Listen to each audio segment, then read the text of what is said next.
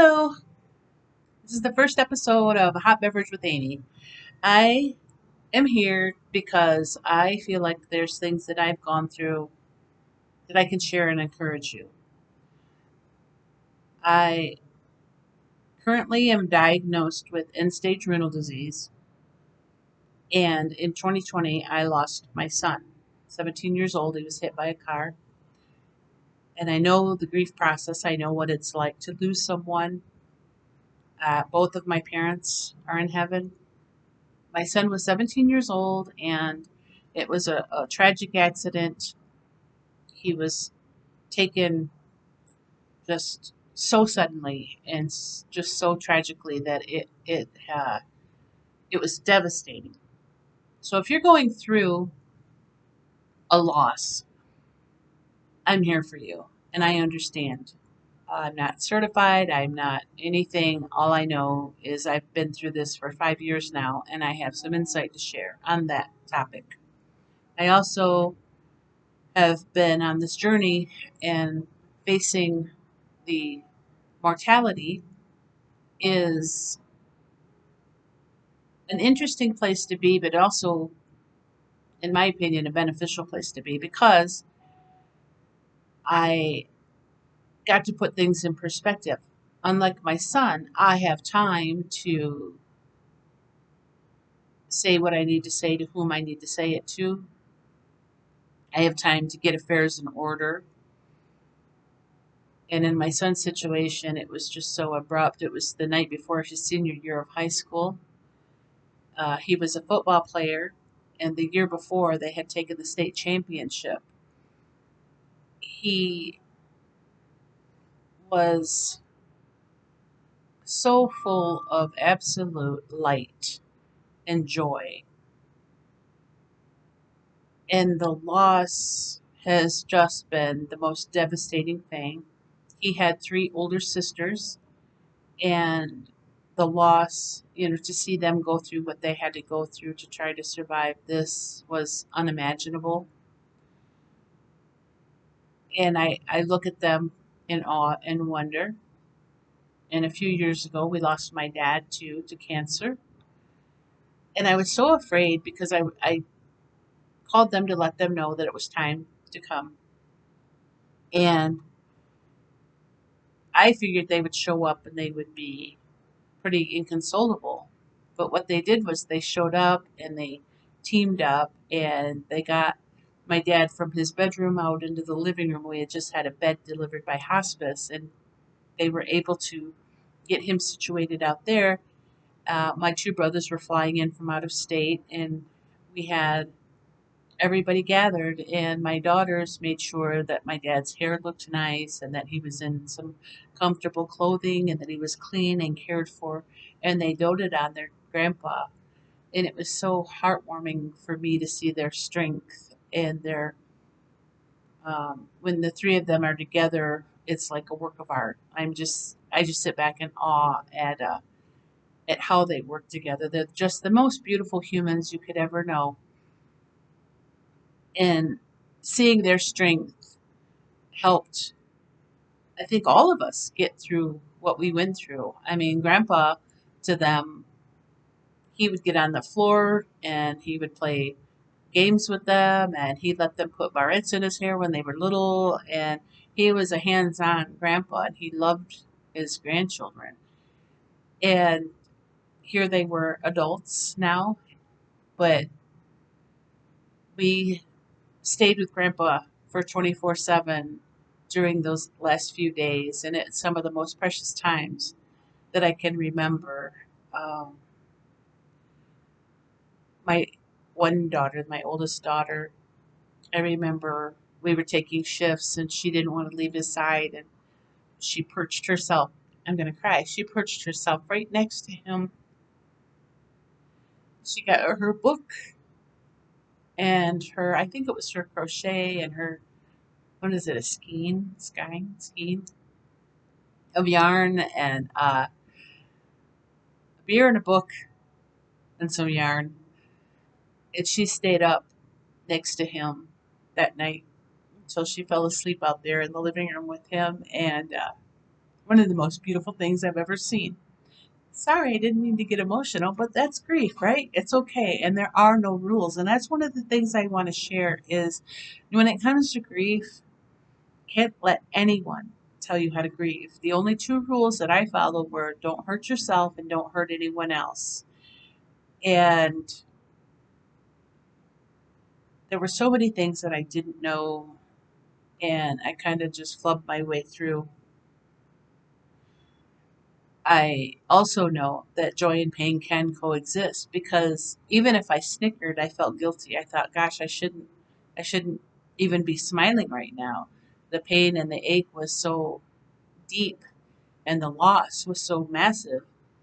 And I thought I was doing my son a disservice or an injustice by even cracking a smile.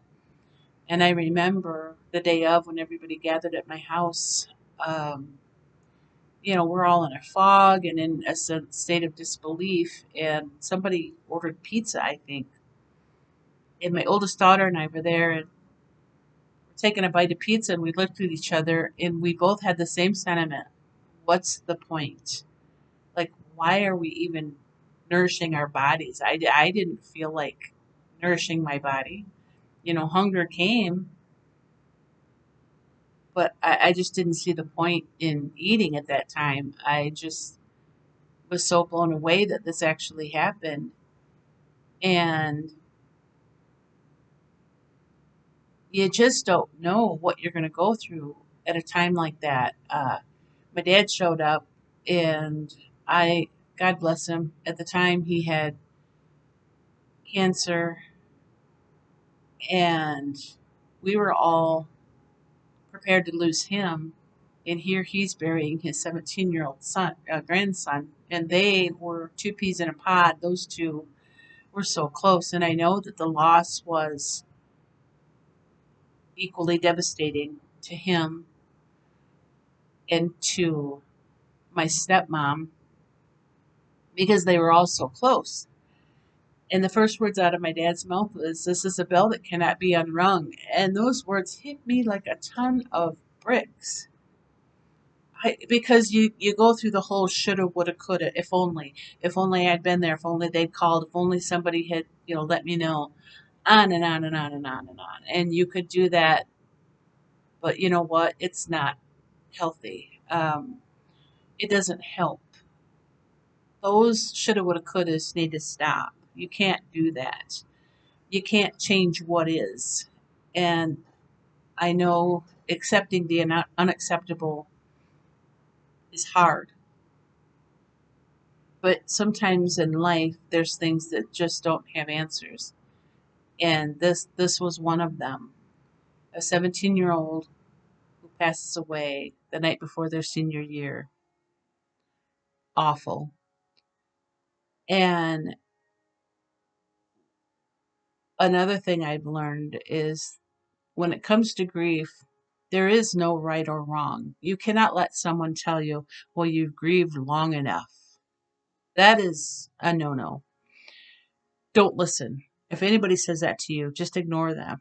Family, they try to be helpful or they try to say things that are supposed to be healing or encouraging. And the bottom line is there are not ever going to be words to suffice when you have a loss. I don't care if you lost your pet toad. If you're sad, you're sad. And no one can take your sadness from you. You have to go through it. And if you stuff those feelings or if you try to numb those feelings with either drugs or alcohol or pills, eventually it's going to affect you. That stuff will stay in your body. It might live in your joints. It might live in your stomach. But it's going to manifest somehow. So you can't stay in that. You can't stay stuck. You got to let it out like a pressure cooker. You got to let it out. So I cried. I cried oceans and oceans of tears. I didn't think that the human body could produce that many tears or snot. And maybe instinct kicked in or something, but I just knew that I had to do this. And then one day I heard a voice and it was like, "Hey, Ma, time to get up. Time to jump in the shower. It's not that I hadn't showered, but I hadn't like even been in the realm of trying. I just was surviving. I couldn't understand how my heart was still beating. It was so broken and shattered. And I thought, yeah, you know what? I'm not doing you any, I'm not serving your memory well by just laying here. I'm just a blob of flesh laying here, and I need to get up and try to find purpose again and try to live life. And I remember that day thinking, all right, here we are. Every single day I want to do something to honor you, son. And if it means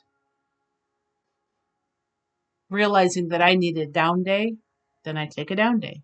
If it means that I start a nonprofit in his memory, then that's what I do. So I wrote up some articles and got a game plan together and submitted everything, and I got approved for a nonprofit. And I was going to start a business that would write screenplays. You know, if you had a screenplay or an idea, that we would help you with, like a writer's hub theme. And then from that, hopefully go into production phase and go forward and learn how to shoot films at the local level. I don't care if we used iPhones. We were going to get it done one way or another. So we had something to produce and get out there. And the screenplay that I wrote at that time, it was called Pastoria, and it was very, very loosely based on what I call real shit. And it was a story of a single mom during COVID. She had been a public speaker and author, and she was in high demand. Her career was just taking off, and then lockdown happened. And during lockdown, she had to go back home, and she had her son, thank God. And they were able to spend time together. And she, because she didn't have to produce for a little bit, took some downtime, but she reverted back to her old ways of drinking and smoking pot and gambling. And it's not that she was a bad person, these were just her coping mechanisms. And it shows the dynamics between her and trying to raise a son who is an upright citizen. And there's kind of a dichotomy there, but it you know, it just shows the nuances of being a single mom and trying to raise somebody of value. And it also showed the true friendship between the mom and the son, which is something beautiful that I had the chance to experience. And my son, being who he was one of the most fun people you would ever be around. He had his moody moments, sure, like everybody else, but when he was on, one of the funniest people you've ever met. He was a wonderful, talented, gifted artist, and he was a very deep thinker. He didn't want to sit and chit chat. Yeah, he liked football, but he wanted to talk about the deeper things of life, and to me, that was huge. He had a very giving heart. So the second nonprofit I set up is called Love J Inc., and that was going to be more of a charitable place where I would take donations and then supply people who needed things: socks, underwear, deodorant, diapers, the basics, at little to no cost as best we could. And Love J Inc. never took off because I ended up sick. So that's kind of sitting there, and I'm waiting. My next step was to get a board of directors for that, and that just never happened. And here I am, brought you up to speed on a lot of things, but I do think that part of the healing process is some days I would light a candle and it made me feel closer to my son. And I've watched 10,000 hours of NDEs because I needed to know like where my son was and what he was doing and what life must be like for him, because there's no possible way that my son is just in the cold ground. There's just no way. He was he was so so alive and so present. So every single time that he crosses my mind, I either say I love you, Jay, or I send him love from my heart, or I try to imagine he's probably up there with my dad. And then we had a dog named Sam, and he loved Sam a lot. And then he had two friends that same year that passed away just before him, also tragic accidents. And I'm sure they're cutting it up there. And my mom passed away in 1999, and they'd never met, but my son always wanted to know, Mom, would Grandma Polly love me? And I would always tell him, Of course, baby, of course she would love you. Who wouldn't love you? And he was always so curious to know what she thought and felt about him.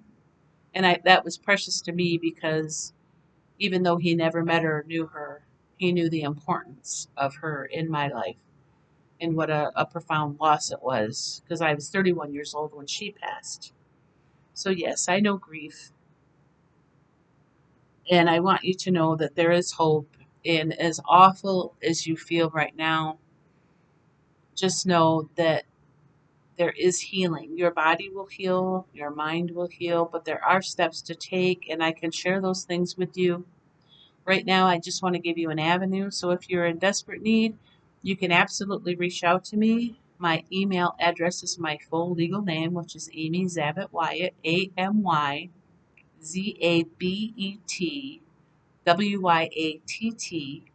@gmail.com.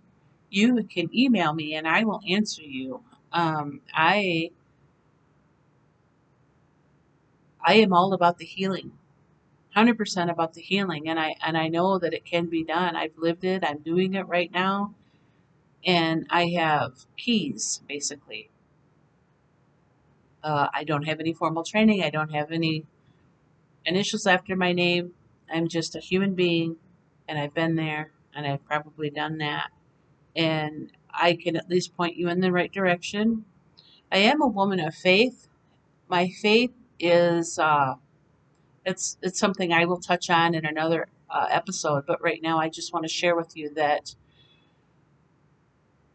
through the NDE process, I deconstructed the traditional faith that I was raised in, and since then I've just basically begged the universe for the truth, and in that I have formulated a belief system that is working for me, and I'm not telling anybody you believe what you have to believe, but I'm going to give you some ideas or concepts to go ahead and look into that might be a benefit to you. I do know that I've gotten away from the God who beats you over the head with the Bible. That is not the God I serve. Um, that's the God I had to get away from because life is hard enough. And when it comes to faith, the last thing you need is someone or something to dissuade you or to discourage you or to make you feel worse. I believe I serve the God of love, which is 100% pure, unconditional, all encompassing, all accepting love, regardless of faults or defects of character. The God I serve is a love first God. Excuse me. And I firmly believe that if you delve into it, or if you even watch a couple of NDEs, that you'll understand that on the other side, when you cross that thin veil, you are encompassed in the most powerful, real, pure love that you ever know. And I believe that we just return to source. We return to where we came from. So I pray that I've given you some hope. I pray that I've given you some avenue to heal. And please reach out to me. I check my email and I respond myself. You're not going to get an automated response. I will actually sit down and spend time and I'll pray over what I've read and then I will respond accordingly. And you can take it or leave it. You're not going to hurt my feelings. If you want to write me back and tell me that I'm full of it, do that. I got nothing but time. I could sit. I'm not going to debate with you. I'm not going to argue with you. But I'm here to support and love and encourage you. And I think that's what we need right now. We need to support each other, understand each other, love each other. And if you think about it, this is kind of funny. I love Ted Lasso. I think he's the bee's knees. He says that if we judge a human being by their worst moment, that is not accurate. We're all human. We all make mistakes. We all have our worst moments. But should we be judged by that worst moment? What I'm going to look at is the content of your character. I'm going to look at your heart. I'm going to look at where you're at and where you could be, who you are, and not necessarily the molding and shaping, but the helping to emerge like a butterfly to be your full self, the full you that you came to earth to be. So if you feel like you're wallowing around and you're in the miry clay and you're kind of on this repeat, or you're getting lessons that keep coming back to you, regardless if they're interpersonal or internal, if you can't turn your mind off, if you're beating your own self up, I have keys. I have avenues. I have ideas and concepts and things that you can learn and tap into. The work of Eckhart Tolle is huge to me. Joe Dispenza, if you're familiar with The Secret at all, or anybody who was in The Secret, Rhonda Burns, she's very valuable in terms of knowledge.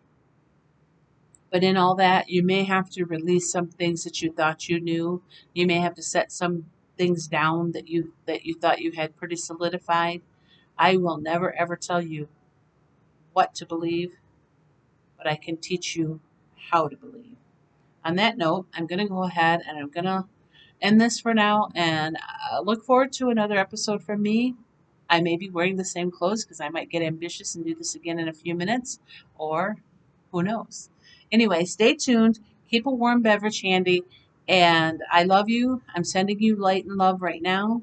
I don't know who you are and I don't know where you are, but I hope we can connect. And thank you so much for taking your time to listen.